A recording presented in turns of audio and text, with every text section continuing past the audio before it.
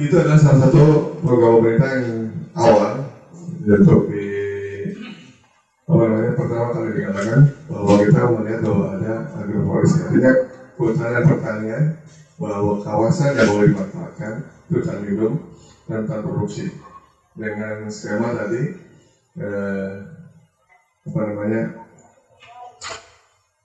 dari masyarakat kelompok tani ya, bahwa ada sistem teknologi pemanfaatan lahan baik hutan lindung atau hutan produksi.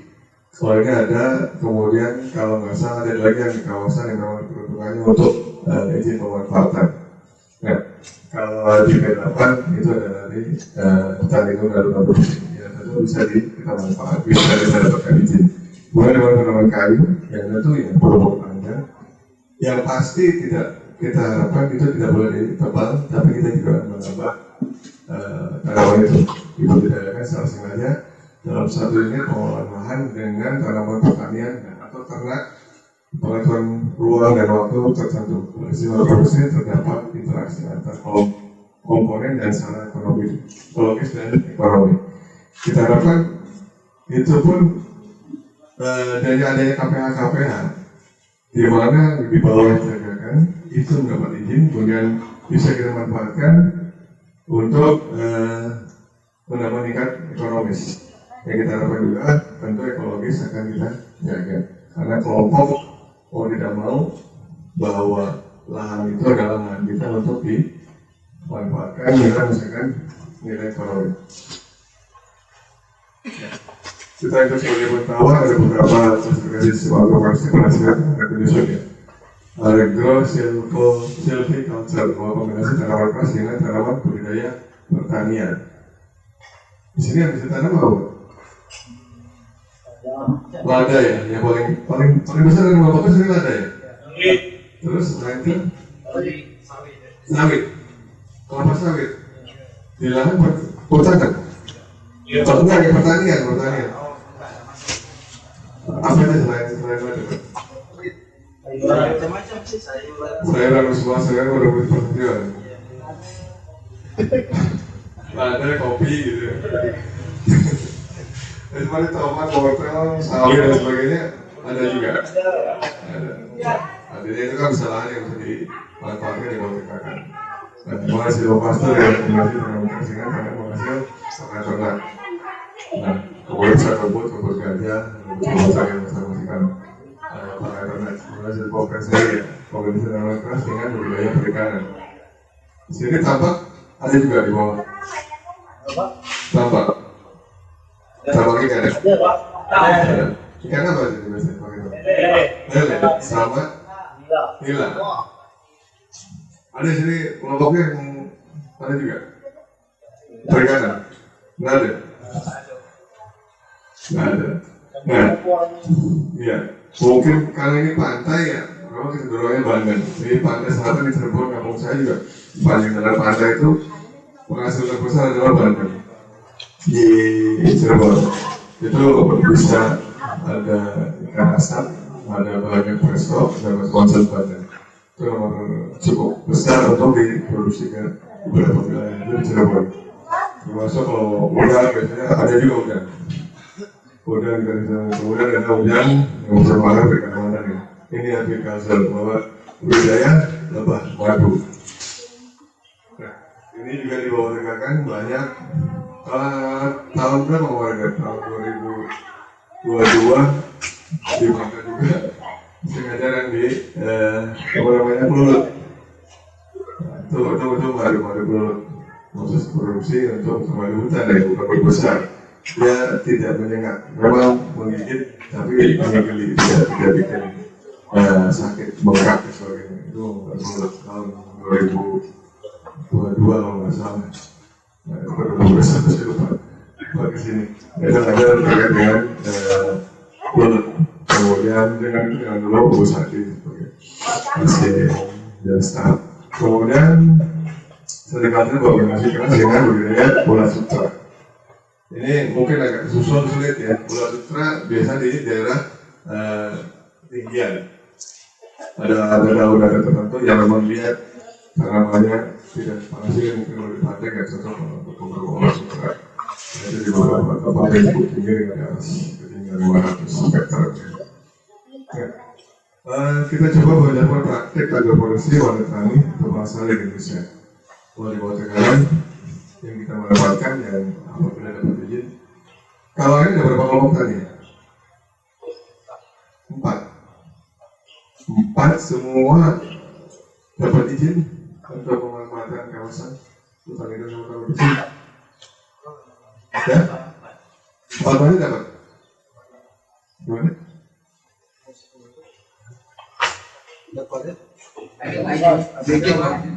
Ada dapat izinnya, pemanfaatannya? Ada seperti kan menggarap di kawasan yang memang ada jalan lindung dan produksi. Jadi kebanyakan jalan lindung memang ada produksi. Produksi. Sebuah nanti mendapat izin terkait pemanfaatan itu adalah peraturan nanti nomor 8.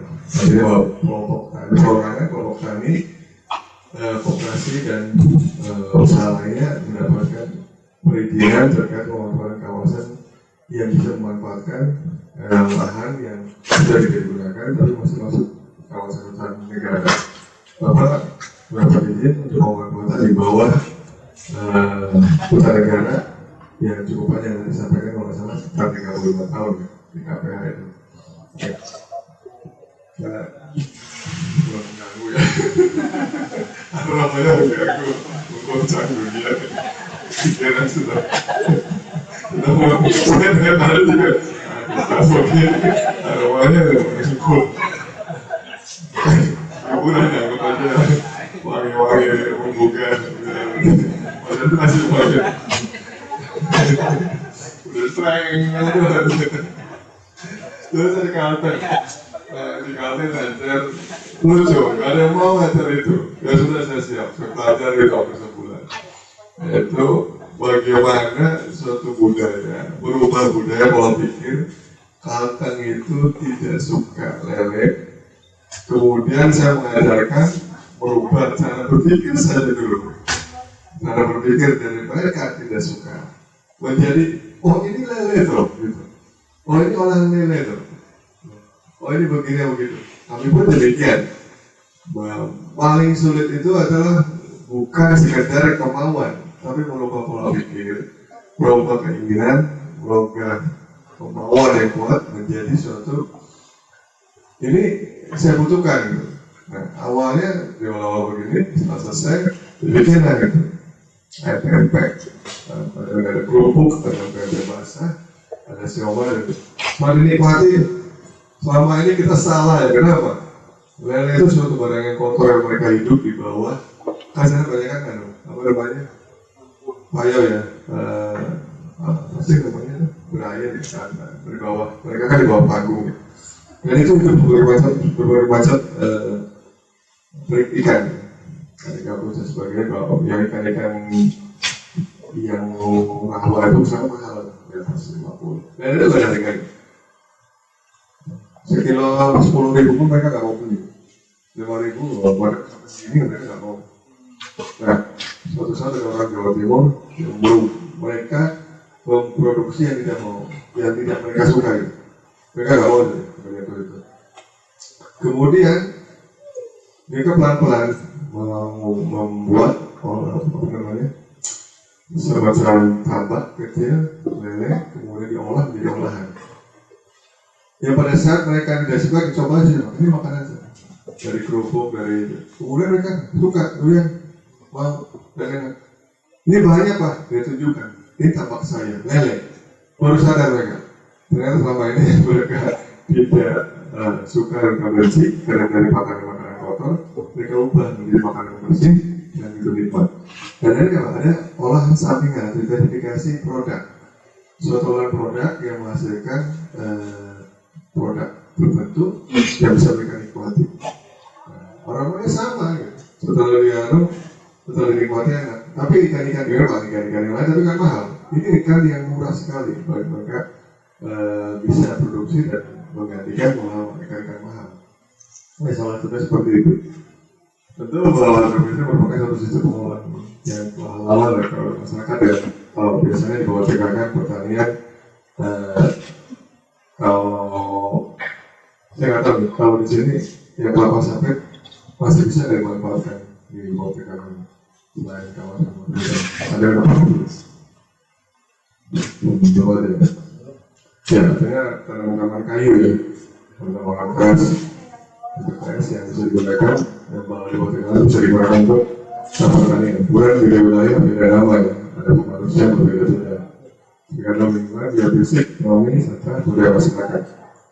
Di sini mungkin kebiasaannya sudah dari dulu terbentuk adalah lada. Saya dulu kesini tapi kalau nggak nyoba kopi sini ya, misalnya di malam saya coba. Terus nggak boleh saya ini sebentar. Dokter nggak boleh minum kopi. Terusnya kan jadi aduh bahaya. Karena sehari bisa 3 kali saya minum kopi. Sekarang gara-gara kerja itu stop sama sekali. Hampir setahun nggak minum kopi. Ini sesuatu yang mengganggu yang sudah saya tahan. Adalah minum kopi yang lain dan saya stop. Dan sebagainya sudah tidak. Artinya salah satu contoh ini kebun talem Duduhan, Jawa Barat, Tembawang, Kalbar, Bolak, Jambi, Patak, Sumbar. Kalau di sini apa namanya ya? Ini kebun talun atau Duduhan kalau di Jawa Barat namanya. Soalnya kayak apa ya Pak Wid ya? Lalu ya? Nama aja. Kenapa saja? Nama warna tani. Warna tani. Di sini apa biasanya disebut? Nama daerahnya? Ya. Kalau kebun campuran di sini namanya apa? Leka. Hah? Leka.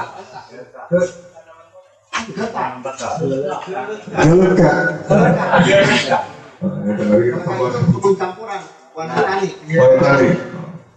Artinya macam-macam tanaman ya. Tapi ada pohonnya. Ada. Kelompok ini ada yang punya juga. Kawasan yang dalam adanya bawahnya macam. Berarti pertanian tidak hanya lada saja kan. Memang kan dominasi sini ladanya paling bagus ya. Ya. Ya, tapi paling tidak selain ada kan kita juga bisa menggunakan kebutuhan sehari-hari ya. Kalau seterusnya juga nggak bisa dimanfaatkan untuk dapur kita. Soalnya agrowisata pola agrowisata yang boleh dikembangkan ke masyarakat yang dari tradisional menjadi model bagi pengembangan agrowisata modern ya. Tentu bahwa yang kalau kita bisa menjadikan ini masyarakat di sini adalah ada, jadi kalau misalnya kita bisa manfaatkan beberapa spot kita apa namanya, misalnya 1 hektar di sini bikinnya 1 hektar kebun sayuran dan sebagainya. Balik lagi bahwa itu semua untuk meningkatkan produktivitas rumah tangga ya. Artinya tidak hanya sekedar mengejar ekonomi saja, tapi kebutuhan rumah juga paling tidak. Kalau kita jual lada, kita beli lagi sayur. Kalau kita memang ada di sayur sekitarnya, bisa kita manfaatkan. Sekitar-sekitarnya juga bisa kita manfaatkan untuk waduk belut ya. Semuanya bisa dibawa tingkatkan. Ini luas sekali. Rata-rata dari sini punya rumah luas. Nah, kalau kita melihat bahwa sistem agroforestry yang ideal ya, ini kalau ada percontohan di sini, yang paling ideal ini mana? Kelihatan nggak, teman-teman? Ini yang kiri, yang tengah, atau yang kanan? Ini ada pertanian doang ya, yang di tengah itu. Oh ini ada pohon kayu. Gitu. Kemudian di sana sebelahnya pohon kayu semua, tapi di tengahnya di bawah bisa digunakan tegangan. Jadi kita bisa melihat bahwa kalau satu lahan yang paling sering itu untuk kalau yang dataran tinggi, kalau dataran tinggi dataran rendah ya, risiko untuk erosi, longsor dan sebagainya itu jarang terjadi. Tapi kalau di daerah Jawa Barat, daerah pegunungan, pengikisan longsor tanah itu sering terjadi. Nah, yang paling utama yang saya lihat bambu itu adalah untuk menahan erosi ada di dataran tinggi atau dataran tinggi, tingkat risikonya tinggi itu tanaman bambu. Bambu itu menahan erosi atau konservasi yang paling bagus paling baik dan biasa ditanam di pinggiran sungai. Dia tidak akan mengalami penggisan dan menahan erosi. Nah, paling kita melihat bahwa di sini yang itu adalah untuk cerita saja ya. Tapi kita melihat bahwa sini ada tanaman keras, kemudian ada tanaman pertanian, dan kemudian kita melihat bahwa kalau terjadi hujan turun, maka kalau ada tanaman kayunya yang berbuah maka erosinya kecil. Tapi kalau pertanian semua, kalau di lereng-lereng atau daerah-daerah yang tinggi gitu, jadi maka tingkat erosinya tinggi. Karena pertanian murni gitu, tanaman-tanaman murni yang jenis itu nggak bisa menahan erosi. Penyerapannya pun sedikit. Maka kita berharap bahwa dari dua contoh yang mengalami erosi itu adalah yang tengah. Nah, apabila terjadi hujan deras seperti kemarin, mungkin kalau di pegunungan, nah itu akan terjadi longsor di beberapa tempat daerah pegunungan yang beberapa mereka tidak memperhatikan konservasi, terutama tanaman. Nah, pohon itu mereka akan terkikis, longsor tinggi sekali. Ada beberapa rumah yang tergerus oleh tanah sehingga terkumpul hidup-hidup. Nah, artinya bahwa termasuk juga di dalamnya kalau kita menanam pohon ini adalah kalau kita dalam program koordinasi sampai 2030 untuk mengurangi pemanasan global, maka kita menanam tanaman kayu-kayuan. Dan paling tinggi adalah di bawah. Ini sudah menunjukkan lagi. Waduh, gimana semalam? Nggak usah program dokter nggak boleh makan minum kopi. Mau tiap hari mau obat itu. Tiap hari mau ini. Ada namanya orang agak ekstrim naik gunung, lari jogging dan sebagainya. Sebagainya diving itu dulu tidak pernah saya rasakan saya punya penyakit jantung. Oh, itu merasakan kesehatan seperti apa, menghargai tentang kesehatan. Dan terus dari gunung jalan saja, enggak, sekarang alhamdulillah, Allah masih berikan hidup. Waduh, semuanya duluan ya, tapi saya juga mau. Nah, ini salah satu belajar dari masyarakat yang sudah menanam di pohon sengon ya. Memang ada bisa buat pengawasan. Kalau punya lahan sendiri kita bisa menghitung sama-sama ya. Untuk sengon, ada sengon apa ini? Jagung ya, ada jagung, kemudian ada sengon dengan kapulaga, ada jelutung, ada kopi. Kalau kopi di mana sih yang nanam kopi? Ada kelompok tani juga nanam kopi. Ada juga.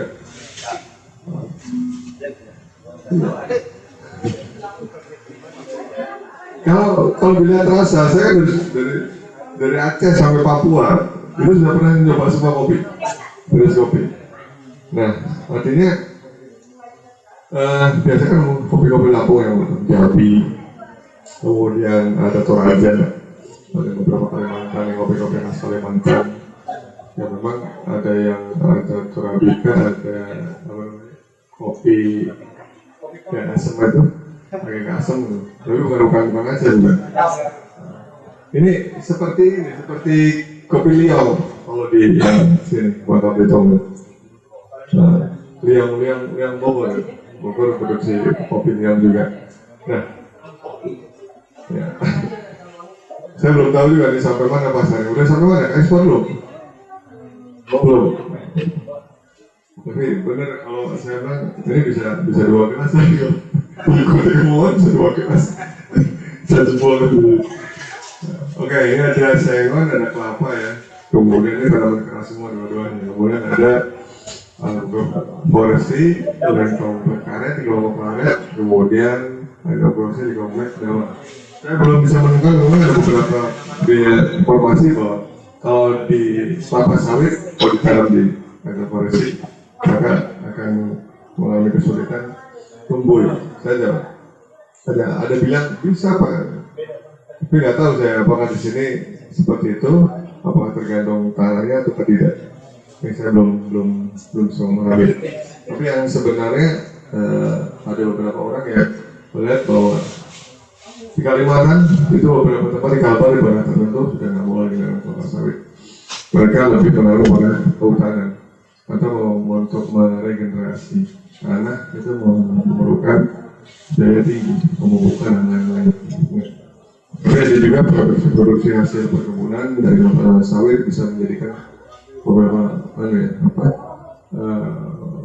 mebel. Nah, kebutuhan masyarakat petani dalam membuat pupuk lokasi. Mungkin di sinilah kita melihat bagian bahwa dari unsur kesehatan, dari unsur ekonomi, istilahnya tentu beberapa produk yang kita bisa bedakan nanti kita lihat akan diperkenalkan oleh Pak Malik tentang kandungan.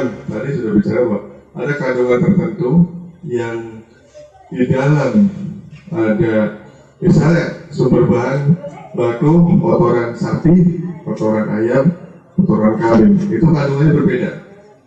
Nah, beberapa bahan yang mengandung mana yang kita utamakan. Nah, cuma kalau di sini jenisnya apa bisa diteliti jenis tanahnya, kemudian kandungan apa yang menimbulkan tanaman, sehingga kandungan apa yang cocok dari kotoran itu yang kandungannya lebih meningkatkan produksi pertanian, ya itu yang bisa kita gunakan. Nah, kembali lagi bahwa ini perlu misalnya dari kita tahu angka KPH dan sebagainya atau dinas, Pak, kandungan apa yang paling cocok untuk membuat pupuk lokasi sehingga kita bisa produksi massal, sehingga bahwa kandungan-kandungan ini diperlukan untuk meningkatkan produksi pertanian. Hanya yang saya belum tahu. Kalau ini juga perlu ada suatu penelitian. Nah, tentu nanti kita akan lihat bulan depan baliknya kandungan-kandungan, karena ada kandungan di atas tanah, kandungan di bawah tanah, itu pun akan berbeda. Nah, kita melihat efek dari perubahan efek COVID ya, dan ada perubahan perilaku konsumsi konsumen. Saat saya juga melaksanakan itu, maka saya lebih banyak makan buah. Kalau di TikTok kita lihat ada Dr. Dino Lakbar, kemudian Dr. Cahyono dan sebagainya. Pada saat umur-umur dari atas 40 tahun, maka kita tidak lagi memproduksi produksi kandungan yang mencegah adanya racun dalam tubuh, tapi bisa tergantikan oleh sayuran dan buah-buahan. Nah, nah itu banyak yang tidak banyak yang dipahami oleh masyarakat, kandungan yang cocok untuk menahan radikal bebas. Ada produksi Allah menciptakan tubuh kita pada usia 40 tahun